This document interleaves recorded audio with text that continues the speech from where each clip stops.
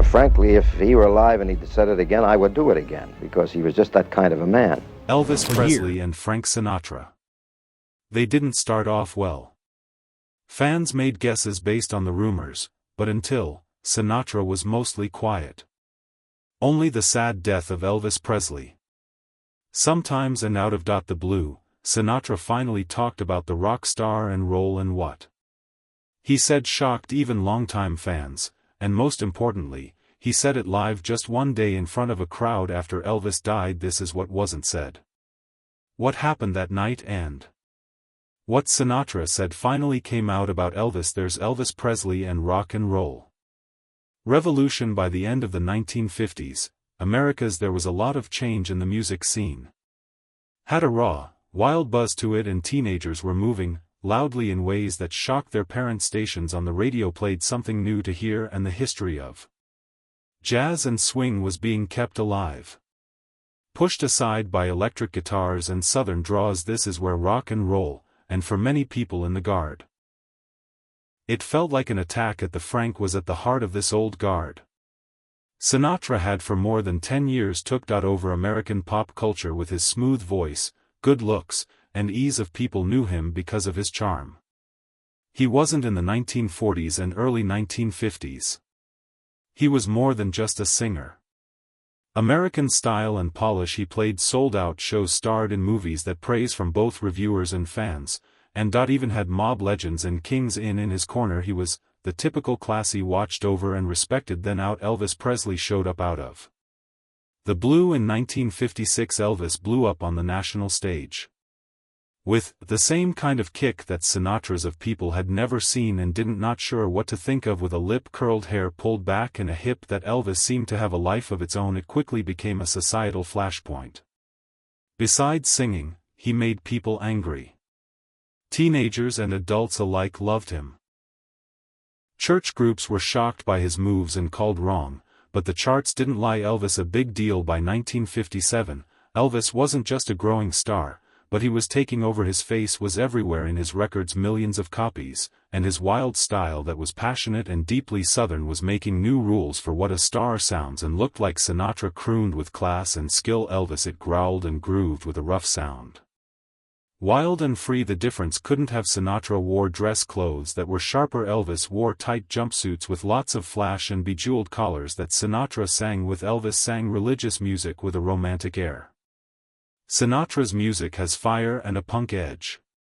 Fans sipped drinks in nightclubs. Fans of Elvis screamed so loud that pushed out his voice, and all of a sudden it seemed like the torch was being passed on. But not everyone agreed with the change. Ready or not, the media jumped on the story. They made it sound like a culture. Sinatra is the king of swing. Elvis, the king of rock and roll, versus news stories hinted at. Competition gossip columns moved around. People who commented asked whether Sinatra could make it through the youthquake.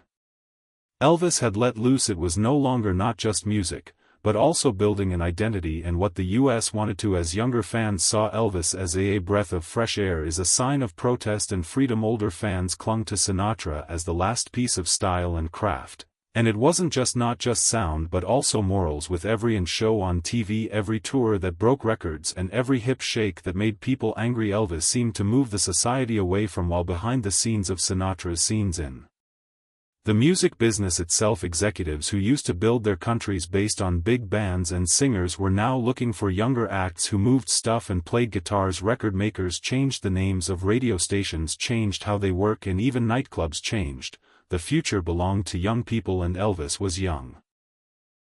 All of this led to a tension that is quiet but strong. Fans, media, and even artists began to wonder, what did Sinatra think of this southern song? Newcomer who stole the show. Was he angry, scared, and pleased? They had never, not even Frank, has seen anyone rise so quickly. Himself, what began as two stars indifferent, it was now thought that orbits was a crash, a path between Sinatra's past and future. For all of his power was beginning to, I feel like a man from another time. It was just the beginning for Elvis. What happened next would only make the fire. Frank Sinatra's harsh firing of rock's new wave as Elvis Presley's as fame shot through the skies of a lot of people looked at American culture. Frank Sinatra was the coolest person ever. For what he did, What would the man who explained how sophisticated music was in the 1940s and 1950s say about this young music for hip-swiveling Southerners? They didn't have to wait because they were upside down. Long time ago, Sinatra gave a cutting decision that sent shockwaves through in a piece written for a French magazine. The singer don't say anything. He talked about the new style of rock and roll as the roughest and most disgusting, degenerate and nasty way of expressing yourself. It makes me sad to hear that he went to say it smelled like rotten food. They said it was an aphrodisiac, and the people who don't know anything about music background or field of study, but didn't directly name Elvis. The message was easy to spot at the time. Elvis, a rock face that no one else was on. Revolution. The words were a huge surprise. Not only were they mean, but they were also personal. To the fans who had just found out, they felt like a slap in the face in his own right. Go so far in his that was criticism to a lot of people, snobbery that looked like jealousy. Other people saw it as a tired star yelling at the winds of change. The news media picked up on it. The first tabloids and entertainment sections came out, making a fuss about the idea that Sinatra saw Elvis as more than just a threat to he went to his own throne instead of the music scene. There was a lot of professional envy. The difference between Sinatra's crunching and Elvis's raw, electric voice swagger seemed to bring out a deeper. Some fans may even be afraid or angry. Some people think Sinatra's attack was more than not just music but also being in charge, for it had been over 10 years since Sinatra, the American taste. He had power and impact and fame, and now a 22-year-old from Tupelo, Mississippi, had all of a sudden the attention of the world with a style that Sinatra and his friends thought were rude, and it wasn't dangerous. But Sinatra's words were take place in a vacuum at the time. Many well-known artists and older crowds, they didn't trust rock and roll at all. It was loud, angry, and threatening. The rules of how to be nice after the war for them. Elvis wasn't just not only an artist but also a cultural rebel, but they didn't. I get that. Sinatra's voice echoed that. Even though it hurt, his words stuck to the public. It added fire to the idea of a feud. Sinatra was the Elvis was the rebel against the system. They had also never been seen together in public, fought back and forth. The stress felt very both real. Fans and reviewers started to see not just two stars, but two different sides in a social war. Old clash of new crun versus chaos, heritage against changes. The stage was now set for a fight that no one could avoid. But as time went on would show that the story wasn't as easy as it looked like. Criticism was turning the tide to the TV show from 1960. By 1960, the music, the scenery had changed a lot. Rock and roll wasn't just a trend, the Elvis Presley had made it through a new normal. His time in the military and went back to a country that still loved him. At the same time, Frank Sinatra was still a big deal in fun things to do. But the tide was turning very clearly, and that's when something strange happened. Elvis was asked to appear on his special on TV. It was a moment no one saw the Frank Sinatra Timex coming. The May show Welcome Home, Elvis 12, 1960. It was meant to be a salute to when Elvis got back from the army, was their first and only TV show. Show up together for the public seemed to be a warming of old ties. The rock and roll king and the chairman of the board stood next to, clearly happy, laughing, and most impressively, soon they'll be singing each other's songs. Designed to be as symbolic as possible, Sinatra sang the Elvis song, Love Me Tender. Love, love, while Elvis returned the touch. Along with Sinatra's magic, I Love You, made me feel like a sign of respect and unity between two people, icons who used to look like enemy. The press jumped on the chance to call there was a peace, a musical handshake, and that Sinatra had changed his mind about rock and roll, but not in public, not nearly as easy as before. There was worry in Sinatra's camp about the unique from the start. According to several sources, said there were tensions about how the show was being advertised and who would get Sinatra the most attention. Established myth was being forgotten in favor of Elvis, who was paid the shocking $125,000 for his short stay. Was a lot more than Sinatra made from the show. That fact alone is said to have made Sinatra and the Memphis Mafia. On the other hand, Elvis's close group of close friends and family were very doubtful about Sinatra's sudden warmth to them. It seemed less like having a real change of heart and more like planned PR. They thought Sinatra was real. Seen a chance to stay culturally important by putting himself in line with Elvis, who was still very popular. People thought, if you can't beat him, join him. Invite him to your show. Even Elvis, who was kind and respectful on TV, was said to have kept a careful space while he admired Sinatra's fame and skill. He hadn't. I had forgotten about the mean words from many years ago, and in the eyes of many fans, the 1960s show didn't get rid of those words, but just put a finish. The movies in Hollywood hide a competition that things still didn't feel right. The duo was practiced and carefully set up. Every smile, it seemed like every line was written to smooth out the rough spots on their past, but a skilled I could see an added edge to the show. The way Sinatra showed how Elvis kept his smile, and it was all a little too good. In the days to come the press liked the show, but there was talk behind the scenes that said something different. Story people in the industry said in whispers that Sinatra was making use of Elvis. Said the two men didn't talk much.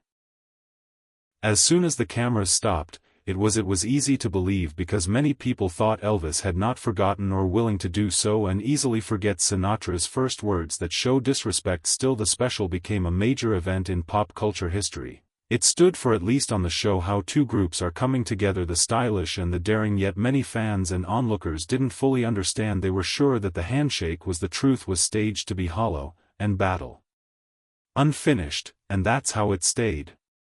For years, a carefully managed picture, a lack of formal respect hiding a relationship, was still tainted with doubt. People in the crowd smiled at them on stage, but deep down, most people thought the bad blood had been gone for good, until the one day, legend disappeared from the world. The sad news of Elvis Presley's death shocked everyone. The world. In the early hours of August 16, 1977, Elvis Presley stopped the world.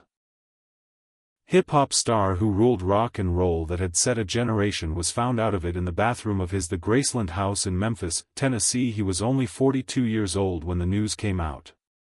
Loud like thunder. 1 minute Elvis was the next thing you knew, he was gone.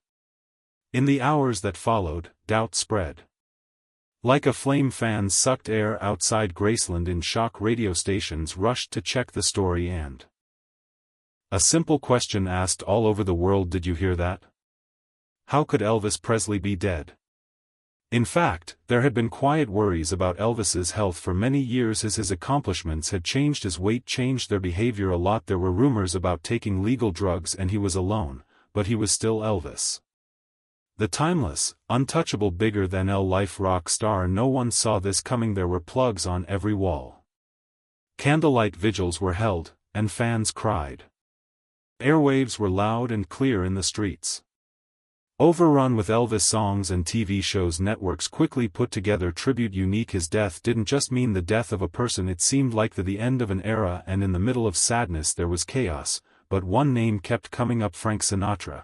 Why did the media turn their attention to the other American giant? Music. The man whose job had gone next to and sometimes in opposition to Elvis's. Would Sissy say anything? He put out a tribute, a message, or anything else at all, but Frank said nothing.